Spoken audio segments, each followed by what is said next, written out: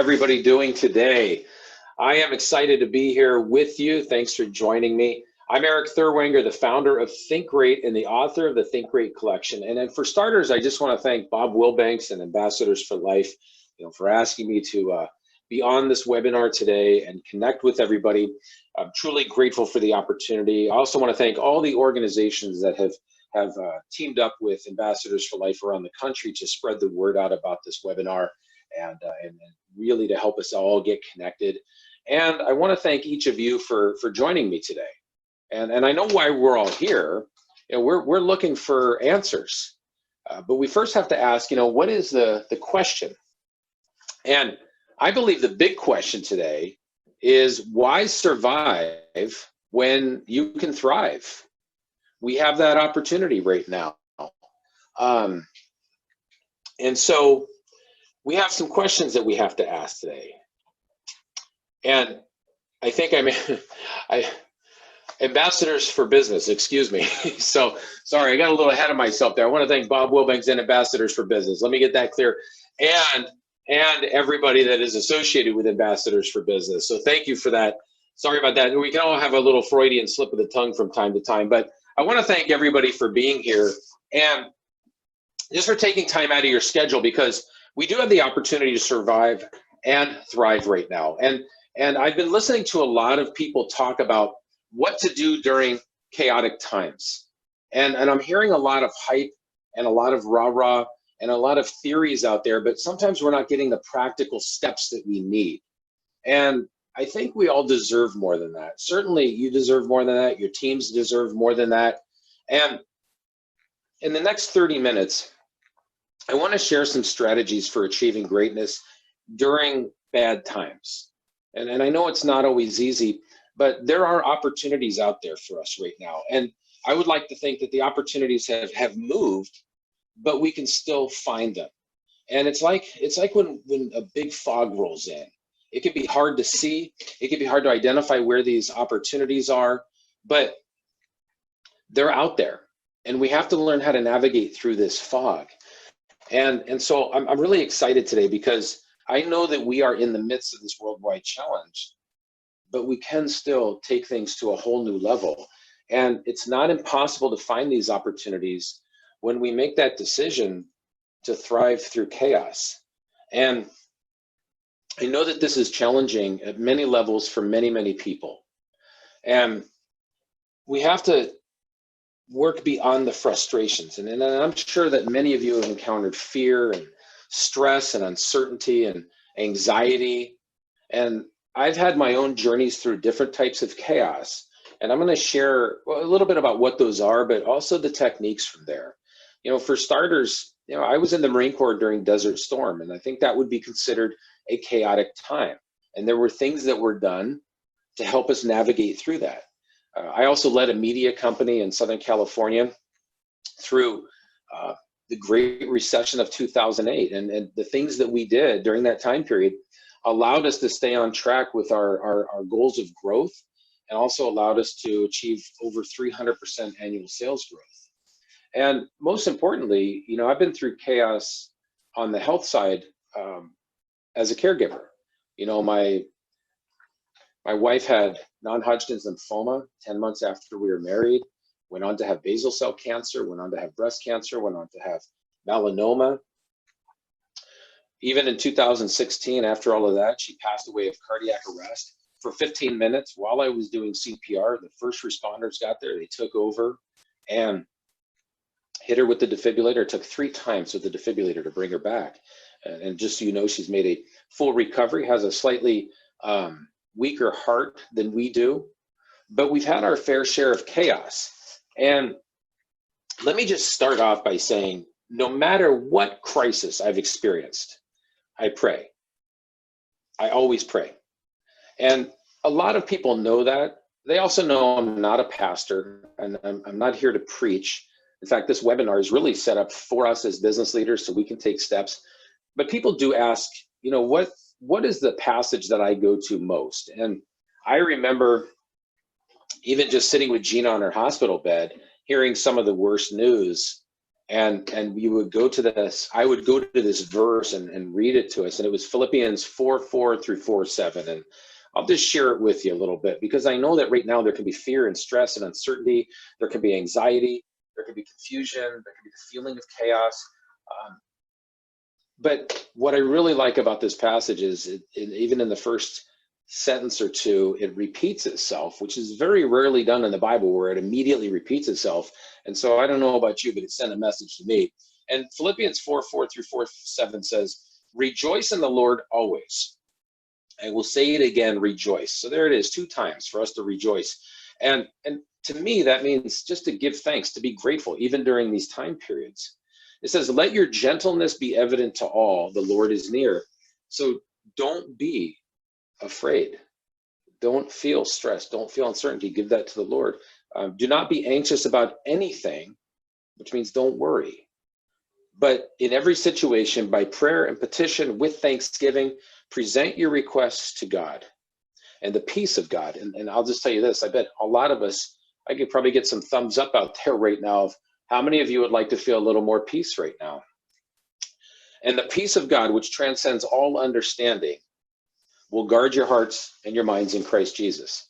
And I used to read that when I didn't know where point B was. All I knew is that we were at point A, and point B seemed far away, seemed impossible to achieve. And maybe many of you feel like that right now, because what we see on the news is all COVID-19, the coronavirus. We're seeing stories of it nonstop, and justifiably so. But if we turn on the TV, listen to the radio, put on social media, this is all we hear. There's news articles every day coming out, and not all of it's good news. And one in particular that I read, I thought was an interesting story. And what Time Magazine said, the coronavirus outbreak has become the world's largest work from home experiment. And I think it's much deeper than that. I think this is an experiment in faith. I think it's an experiment in leadership. I think it's an experiment in communication. I think it's an experiment in engagement. It's an experiment in many, many things. And we have to define what our own experiment is that we're going through this. But most importantly, I think this is also an experiment in greatness. And I know that's an interesting word to use during chaos, but I do believe that we could become greater during this chaos. How many of you out there, just with a show of hands or a thumbs up, how many feel that your business can be greater right now? Anybody feel that way? Oh, there we go. Okay, so we're starting to get a lot of hands raised for that one. Awesome. And what I do know is at the end of this, and this will end, there is no doubt, beyond a shadow of a doubt, the COVID-19 crisis will end. I believe that. The hard part for us is we never know when. And I think this also goes back into, this is part of a plan that we don't always understand. And people will always say, don't try to understand God's plan, just try to follow it. I know that can be tough sometimes when we don't know the exact outcome, but this is an experiment in greatness for us. And what I'm going to challenge you to do today is to start to think about a level of greatness that you would like your business to achieve. Because at the end of this, we will either pass or we will fail. And we have an opportunity to strive for greatness right now that will not exist again in 2 months. This is not the time to wait. This is not the time to sit this one out. This is the time to get into the hunt. This is the time to get focused. This is the time to get lasered in on what you want. And I want to share a business principle I use all over the country, all over the world, to teach business leaders how to start to achieve this. And it's a simple concept called the 3 pillars of business greatness. Well, there's that level of greatness right there. And so I want you just to start to think. We're not really asking the question yet. Just start to think about how your business can be greater right now and into the future when this is over. So there's really 2 levels of greatness. How can you be greater during the chaos and after the chaos? And what we're going to find is that no matter what our level of chaos is, we can achieve greatness. And no matter what that level of greatness is, it'll be supported by 3 distinct pillars. Our ability to lead and plan and sell. So leading, planning, and selling, the 3 pillars of business greatness. And what I'm going to do today is share some concepts from the 3 books that I've written that detail how to strengthen those pillars. So I've written a book called The Leadership Connection. We'll pull some ideas from that on leadership, a book called Elevate on strategic planning. We will pull some ideas on planning for you, and Dynamic Sales Combustion that teaches us ideas on how to drive sales. And yes, we can drive sales during this whole chaos. We can build our organizations even through COVID-19. Now, what we have to do is, if we're going to become greater, we have got to identify what is great. And by definition, in the dictionary, it says this: great is considerably above the normal or average. It is chief or preeminent over others. It is remarkable in magnitude and degree. I don't know about you, but I love that one. Remarkable in magnitude and degree. And so if we just take even that definition for a second, let me just ask you this question. You can chime in on the chat if you'd like. You can connect with me afterwards if you like. I'll share with you what our contact information is for Think Great. Be happy to help you answer some questions. But let me just ask this very simple question. What would make your business remarkable or great right now? And you can throw some ideas in the chat if you'd like. But when I ask this question during the best of times, I get some awesome answers. Those answers really don't change during the worst of times. We still need to think about these. We still need to focus on these. We have to focus on a better future, not just get caught up in the day-to-day. But what a lot of people will do is answer them with things like this. Maybe you want to have a fully engaged team. Maybe you're looking to have more empowered leaders or a unifying culture. Maybe what would make your business greater, even right now during COVID-19, is increasing efficiencies to your workflow. Oh, I like that one. Thanks for sharing, Steve. Serving others without expecting anything in return. How great is that? You see, this is the time when we can identify what our level of greatness is. Maybe it's more satisfied customers or sales success or more profitable or predictable. Maybe you want your business to be more relevant. Because I'll tell you right now, it's times like this that start to sift out who's for real and who's not in business, who's focused and who's not. But maybe what would make your business great is more growth or new markets or new products or services. It's so critical to ask what that level of greatness is, because if you can't define it, how can you achieve it? So I want to ask you a couple questions that I ask my clients when we're looking at strengthening their pillars. And we all have those pillars. But the first question that I would ask is, on a scale of 1 to 10, how important is leadership in your organization? You know, that idea of guiding and coaching and mentoring your people. And if you're like most business leaders, you would probably give it a 10. I would also ask you questions about planning. I would ask you the question, how important is a plan for providing direction? And like most business leaders, you'd probably give it a 10. In fact, I'm gonna go out on a limb here and say that I think having direction right now is more important than ever. How many would agree with that? That having direction during chaos is probably one of our greatest tools as leaders. Yeah, we're getting a lot of hands going up on that one. And then even having greater sales results, we can do this. We just have to do it a little bit differently. And I would ask questions like this: how important is it to increase unsolicited referrals? And you might say, it's a 10. How many of you would like to have referrals that you didn't ask for? Go up. Yeah, a lot of hands going up. I just had one last week. It was awesome. I didn't ask for it, but when we strive to achieve greatness, it impacts everyone around us. Now, most business leaders would give a 10 to all of those questions. But when I ask them what they're actually doing about it, in other words, how would they rank their leadership development program? What's the quality of their plan? Does everybody know it? What's their sales system like? How strong is their sales system? Typically, I get answers like this.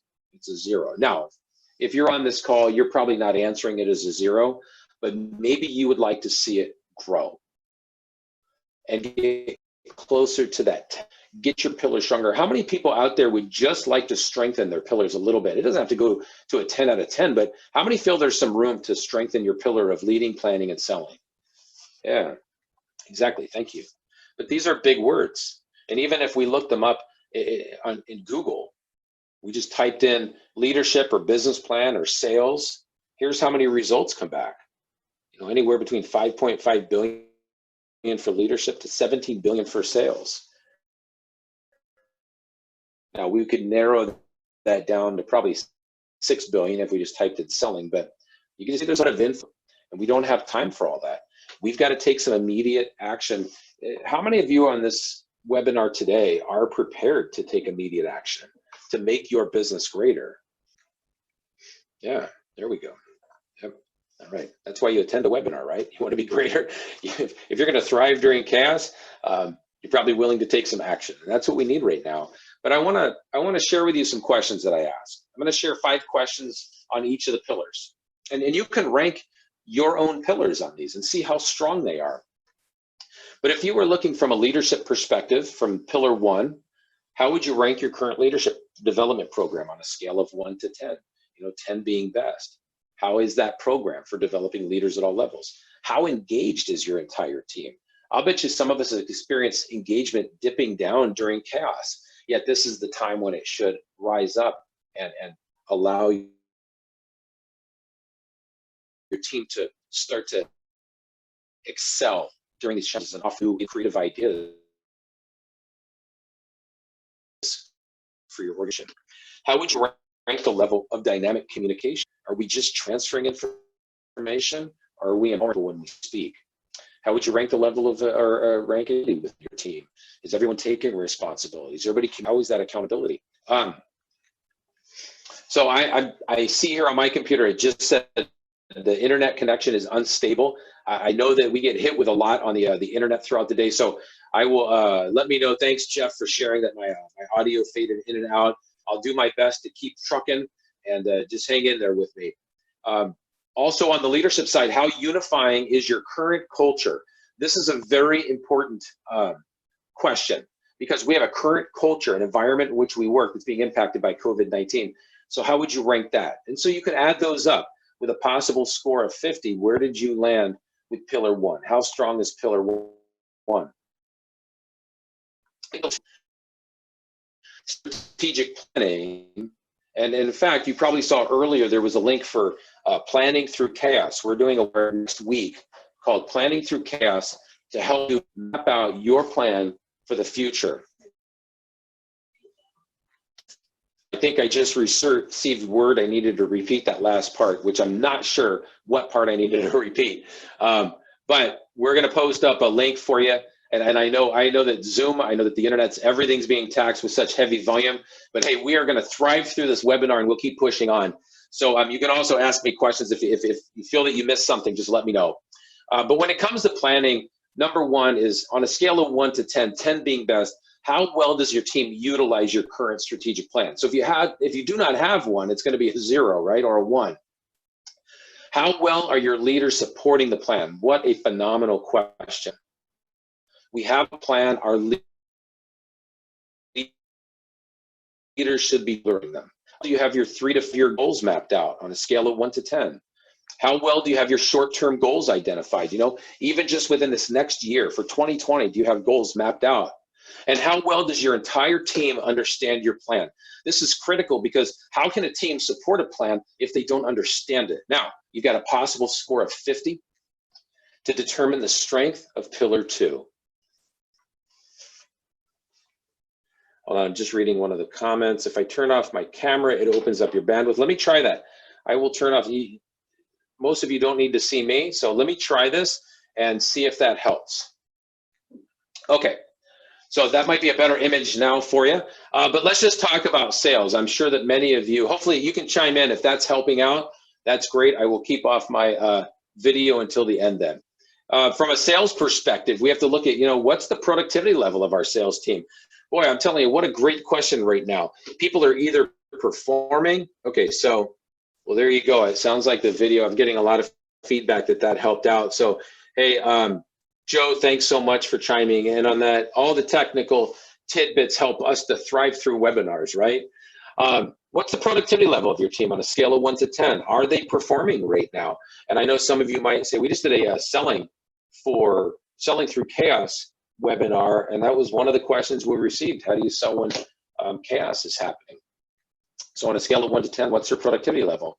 On a scale of 1 to 10, how often does your team earn unsolicited referrals? Whew, boy, that's a big one. On a scale of 1 to 10, rank your current level of sales support. 4 your sales team. All right, that's an important one because most salespeople sell exactly to their perceived capabilities of the support team. So we got to make sure support is happening. On a scale of 1 to 10, rank the level of follow-up from your sales team. Follow-up is huge. The fortune is in the follow-up, and we've got to stay focused on making sure that our touches, every touch we have right now, is relevant. Because some people may be in a holding pattern for buying. And so the follow-up has to be greater than our competition. And then rank the strength of your current sales system.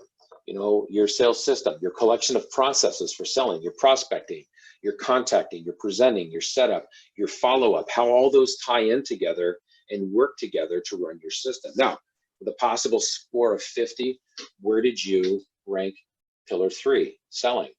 And so when you take a look at this, one of the assessments that we do for our clients is we take a look at the strength of their pillars. It's very hard to achieve greatness when there is a crack in the structure of your pillars. And so our objective is to get your pillars stronger. And I'm not expecting a 10 for everybody. Nobody's going to have a 50, if you will, for each one. We're not expecting a 50 out of 50 for each pillar, but it would be great if we could just raise the bar, continue to raise those pillars up. So what I want to do is, and I know we don't have a ton of time today, I want to give you a few tips on each pillar, things that you can take with you right now, things that you can take back and start to implement in your teams right now, even if it's virtually, that'll help you. And we'll start with the leading pillar first, pillar 1. The very first thing I would recommend, and this is going to help unify all of your leaders, is have a definition of what it means to be a leader in your organization. So in other words, don't just define leadership itself, define what it means to be a leader at your business, at your organization. So for me, as the founder of Think Great, I had to have a definition of what does it mean to be a leader here at Think Great.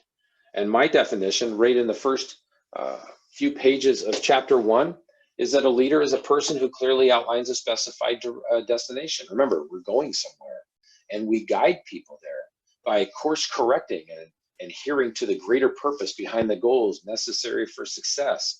So you can create your own, you can use part of this, you can use all of this, but if you really want to strengthen that leadership pillar, you have to have a definition that unifies everybody, because what I'm finding in corporate America is that too many leaders are holding a position of leadership, but not fulfilling a purpose of leadership.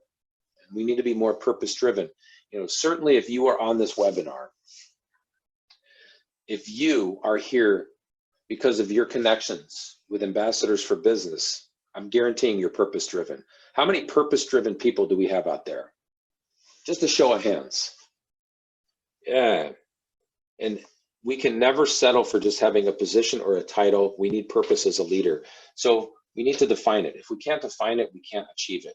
The next thing you can do to strengthen your pillar is to connect with your leaders and identify what your top 3 expected leadership traits are. And if you looked up trait in the dictionary, you're going to find it's a distinguishing feature, it's a distinguishing quality, or a characteristic. When I served in the Marine Corps, they had 14 leadership traits. You don't need to have that many, but you need to have something that starts to unify leaders and creates an expected level of performance from everybody. Maybe it's integrity, maybe it's communication, maybe it's tact, maybe it's bearing, the way we carry and conduct ourselves. So in addition to having a leadership definition, we can have at least 3 leadership traits that cause everybody to raise the bar. And the last thing from the leadership perspective that we can do to strengthen about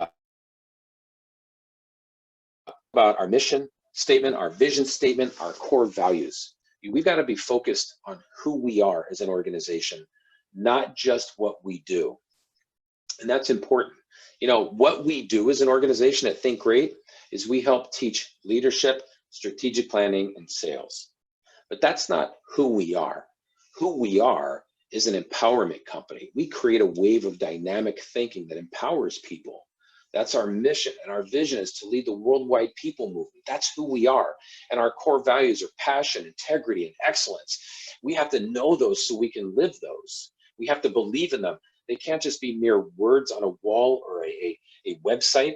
They have to be in our hearts. I want to recommend that every leader on this phone call make the commitment to start your meetings off by sharing a little bit about your mission or your vision or your core values, or better yet, have your team do it too. Allow them to speak it so that they can start to feel it. All right, so those are 3 things that you can do to strengthen that first pillar. But now we're going to talk about our second pillar, the need for a plan. Pillar 2, planning. I think that just like this photo here, this dog had good intentions, but he brought back the wrong stick. He fetched the wrong item. And this is going to be bad. It's going to yield bad results for him and his master. I think a lot of leaders have great intentions. A lot of business owners or entrepreneurs have really, really good intentions, but they get bad results because they don't have a plan. Having it written down, something that we can go to, is critical. And the main reason it's critical is it impacts our belief level. Because we've heard the cliche before, seeing is believing. And it can actually take the impossible and make it feel possible. But your plan is much more than that. Now, we use aviation as a metaphor for planning. So everything for us is about flight levels, flight school, a flight plan. Okay, so we want your business aircraft to elevate to new levels. A plan is not a document. It's a visual representation of your goals. Neuroscientists believe that up to 85% of our learning power is through our sight. We have to see where we're going. We have to see that visual representation of our goals. Your plan is also a detailed account of the steps to get there, so that the goals are accomplished. We need the steps. And the most important part of your plan is this: it's a confirmation of your commitment level.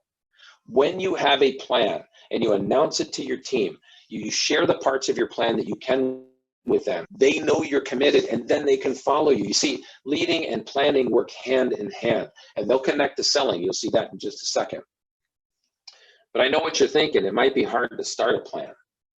How many of you, just with a show of hands, have access to a napkin? And I know that paper products are tough to come by today. So it's a good thing I didn't use toilet paper for this example, because many of us wouldn't be able to do it. We could probably get our hands on a napkin. Napkins are really important because they can allow us to start the planning process. When I had the idea for Think Great, I wrote 2 words on a napkin. I wrote Think Great. There it was. And the business started. Now, obviously, I had to take other steps. But today, we can use a napkin to start our plan. And I always use this story about Pixar. They created a movie. Their very first movie out of the gates was Toy Story. They had some success, but they wanted to be greater. They wanted to be better. They didn't want to just be a sequel company, even though they made sequels. They wanted to create a brand, to be a known name for their product. And they went out to lunch. They had no strategic planning background, none at all. But they had an objective of what they wanted to do. They had nothing remotely close to planning tools except for a pencil and a napkin. And one of the guys sketched this on a napkin. And that became the idea for the movie A Bug's Life. And while they were talking, they started to come up with other ideas for other movies. Monsters, Inc., Wall-E, Finding Nemo, awesome movies. The worldwide box office ticket sales for these movies, if you remove DVD sales and merchandise and you just add up the ticket sales for these 4 movies, it was $2.5 billion. Now, of course, they went on to make sequels. Finding Nemo had a sequel called Finding Dory. She ended up finding $1.1 billion on her own. Toy Story 3 ended up uncovering $1.3 billion. Toy Story 4, $1.4 billion. From what? From an idea on a napkin. That's how their plan started. How many of you are committed to write down some great things on a napkin today? I am. We have that tool at our disposal. Now let's just switch over and we'll talk about some strategies for enhancing your third pillar, sales. Number 1 way to know that you are doing a great job when it comes to sales is that we earn referrals. And I know what some of you are thinking, sales, new clients right now are tough enough to get. Can I get referrals? You can. You absolutely can. How many of you would like to see your sales efforts increase and your results increase during the COVID-19 crisis? You can. It absolutely can. And what I would look at right now is one simple thing. You need to rank your sales questions on a scale of 1 to 10. How good are they right now? Are your questions better than your competitors' questions? And this is extremely important. Sometimes the question we used to use doesn't work as effective now. In other words, let's just take one of the things I offer, leadership development. 2 months ago, I might have said to you on a scale of 1 to 10, how important is leadership? Just like that first question I asked. You might say a 10. I've adjusted my question slightly based on the fact that most people going through this crisis need what I have a little bit differently. So my question now is, let me ask you this, on a scale of 1 to 10, how important is it to unify your leaders? That they'll say a 10 to. And the reason that I know that is many people are reaching out to us because their leaders aren't unified. So we've shifted our questions. Our questions are so important. We cannot afford to just make recommendations without asking better questions right now. Here's a great question. Just call up a client and ask how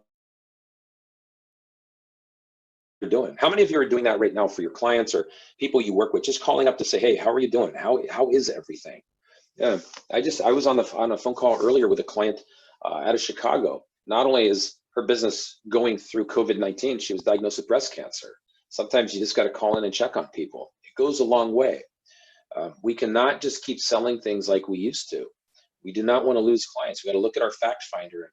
We have to enhance our questions, because if you think about it from a medical standpoint, how would you feel if you went to see a doctor and they asked you no questions but started to prescribe you medicine or started to recommend surgery? You see, you can't take action before knowledge. It sends up a red flag. We have got to take a look at the questions that we're asking and make sure that they are in alignment with the needs of our clients today. And that's why I said we can be greater today and we can be greater after this. The other technique is this. How many of you agree that the fortune is in the follow-up? That follow-up is one of the most important elements in the sales process. It's absolutely critical. And I'll give you a tip. You cannot afford to just have this as your follow-up technique. Hey, just call in to circle back, check in, touch base, follow up. We got to have something better than that. We have to really look at the tools in our toolbox and make sure that they're relevant.